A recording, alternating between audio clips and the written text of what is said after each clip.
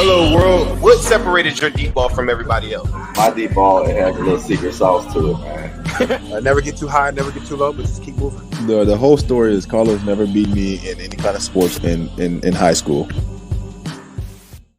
Welcome to the Orange and New Black podcast. I'm your host, Ace Boogie, joined by my co-host, Zim Hude. Zim is actually going to be in the second half of this. But hello, world. How you guys doing? It's your boy, Ace Boogie, fresh off of the 31-10 whooping of the Pittsburgh Steelers. That's right. We went in there, did our thing. That's 3 in a row now. That's three in a row. That's the three-peat. That's what I was calling it. If you guys were following me on the live and everything on New Stripe City. But let me break something down for you. I feel like the Bengals, we sent Ben out right. This is the perfect way for us to send him out, right? Can't speak for any other teams on this farewell Big Ben tour, but the Cincinnati Bengals, these are his overall stats for his last 3 games versus the Bengals. He has a passer rating of 66.9, 751 passing yards, 3 touchdowns, 5 interceptions, 1 pick six in 3 games against the Bengals, right? He was sacked 8 times. He had a 3.6 interception rate against us. His average was 250 passing yards. He went out like a bum. That's what we're talking about. That's what we're talking about today. But in all seriousness, Bengals versus Steelers, this is a huge win for the Cincinnati Bengals. It brings that playoff chance up to, I believe, mid-60s or something like that.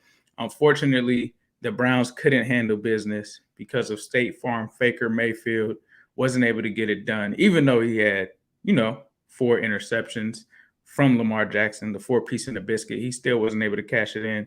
But let's talk about the Bengals in this game, man. I think that this was something that me and Zim have been talking about, and Bengal fans in general have been talking about, right? And they talk about us being delusional and this and that. But really, when you analyze the game, which is what me and Zim do, not only are we fans, we are also analysts. We break these things down. We look and deep dive into all of these things. And everything that you guys hear us talk about, we really believe in. There's no agenda. There's no I want to be right or this and that. But this is what we believed in. We felt like this whole season that this Bengals team never really played a complete game. All quarters, offense and defense.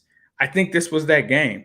And I think that's what makes this team so dangerous is when they're balling in all facets of football, which you're not going to get that every time, right? They are pretty much one of the most unstoppable teams in the NFL. And it's some people are going to say, well, you're just saying that because you're a Bengals fan. It's true. The defense, let's talk about that.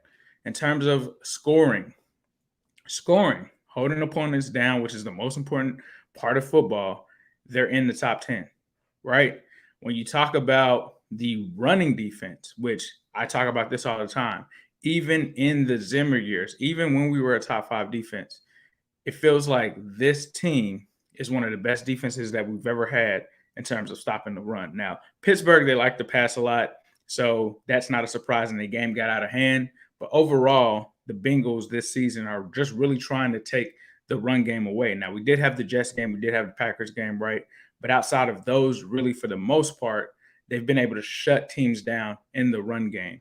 And then you look over on the offensive side, and one of the weaknesses of the offense statistically was really the running game, right? There wasn't any consistency there. Even from a run blocking standpoint, that was one of the issues. In this game, they were just opening the floodgates and murdering the Steelers in the run game. Honestly, at one point, if they wouldn't have had to take out the starters, I think Joe Mixon would have ran for 200 yards easily. But they end up having a well put together game, very balanced. They run for 198 yards. They were getting 5.7 yards per carry.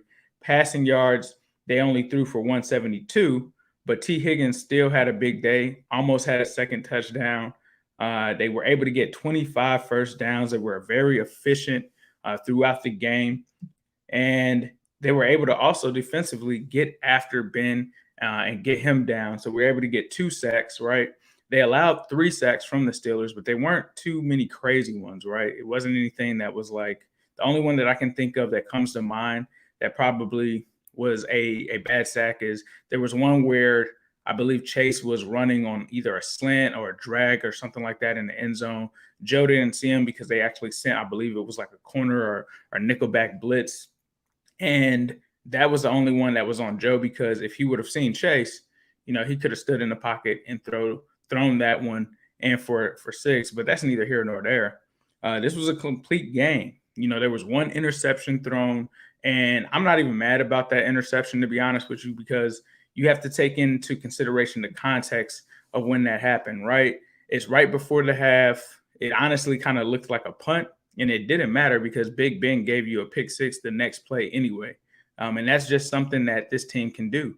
And the other scary thing is, on the offensive line, they have depth now. I heard Colin Cowherd talk about the Bengals don't have depth. I don't think he's familiar with the Bengals roster, right? Because you talk about the offensive line depth that you have now. Like from years ago, you got guys now where you're pretty much solid.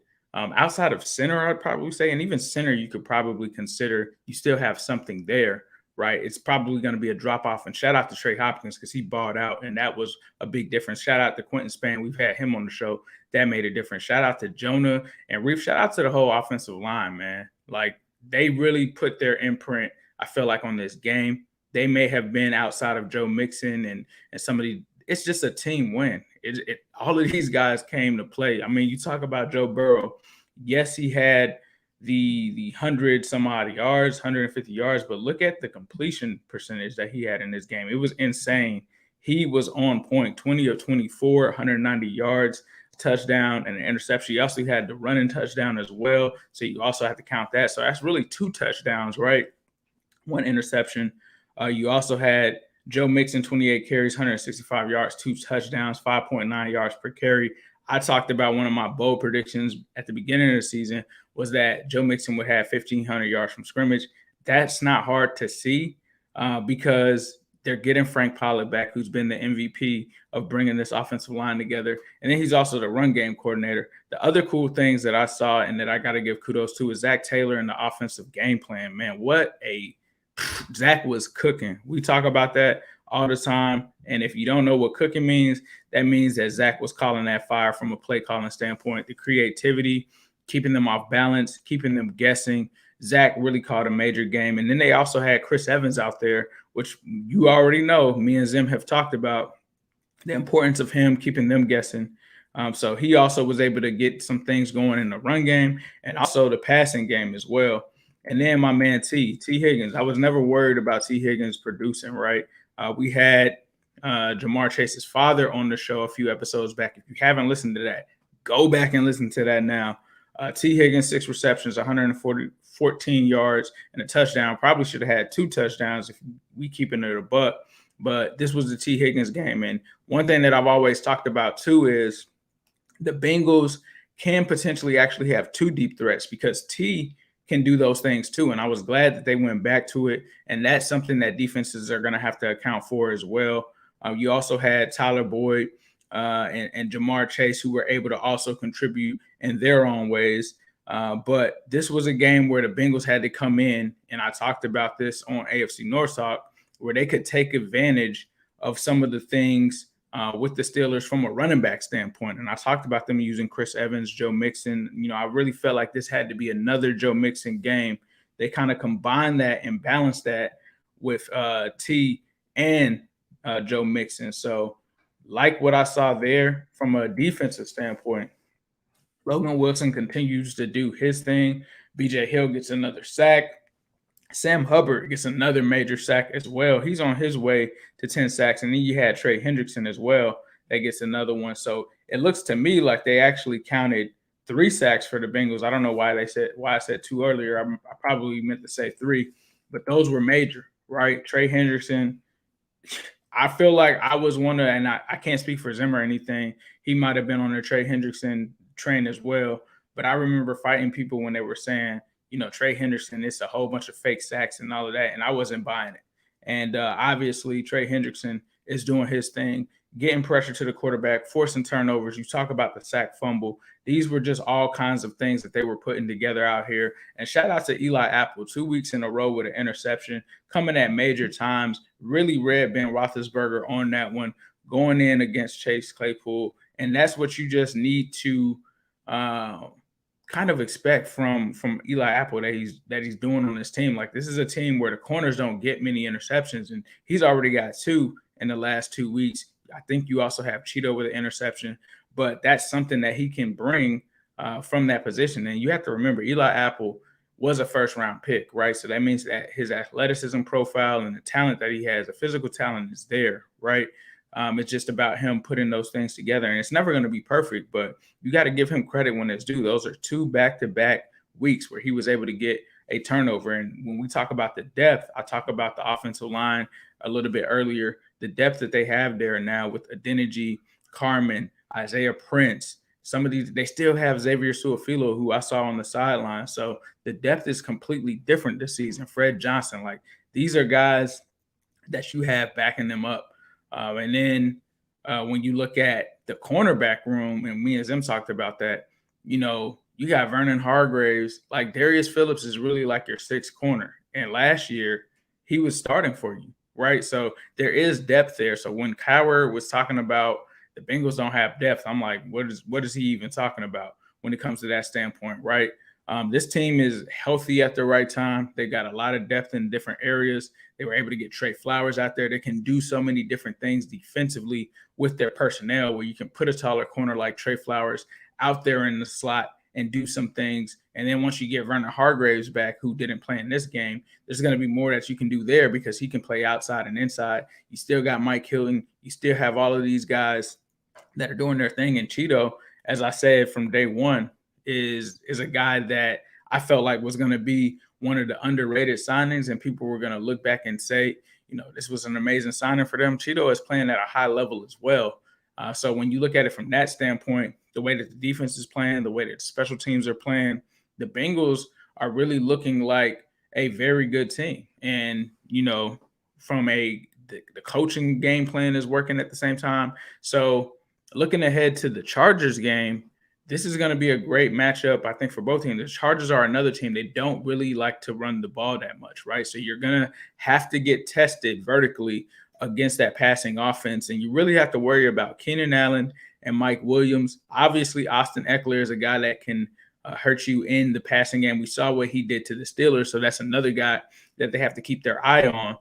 But this is one of the games where if they can really win this one, it's really going to propel them into, I think, a different hemisphere as far as this team and what the limit is on this team, because this is a Chargers team that just lost a major one, and they're fighting for essentially their playoff berth as well. So this is going to kind of be a playoff game for them. So if we can match that intensity, I think this is something that is very important. And they're not really good against the run. So this could be another game where the Bengals are giving you a high dose of mixing, and they could take a page out of the Steelers game where it's a mix of that run balance with the actual passing thing. Now, the other thing is, the one thing is, do they want this to be Joe Burrow versus Justin Herbert, or do they want this to be a game plan where they win? Hopefully they can do a little bit of both. You got to think, though, that Joe wants the smoke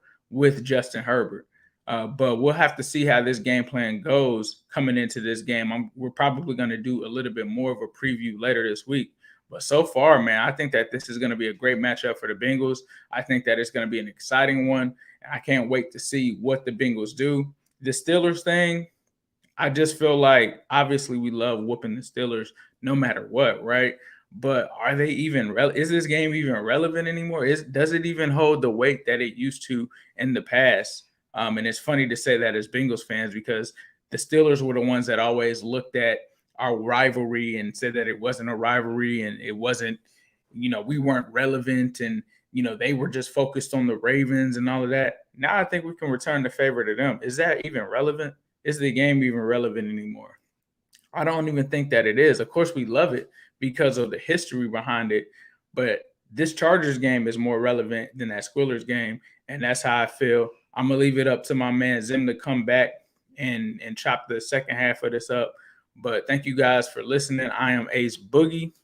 You guys can find me at New Stripe City on YouTube. You can also find me on Twitter at New Stripe City. And definitely be sure to copy some of these hoodies, man. Zim has the ZimHouday.com hoodie. Go get your Burrow Babies joint there. Also, shout out to Midwest Best Barbecue. Go ahead and head over there and make sure you get you some wings in you. Make sure that you get some of that Arnold Palmer sweet tea that they have over there. They're doing a lot of things, brisket, pulled pork. If you guys eat that, ribs, all kind of stuff. So definitely be sure to check them out. Actually, I think they got rid of the ribs, but they also have ice cream too. Don't sleep on the ice cream. I'm telling you, don't sleep on the ice cream. But shout out to the folks at Midwest Best Barbecue. Please be able to make sure you stop by there, 669 Justice Court in Loveland, Ohio. Check them out. And of course, I'm going to leave you guys with a Who Day all day, every day, and especially on Sunday.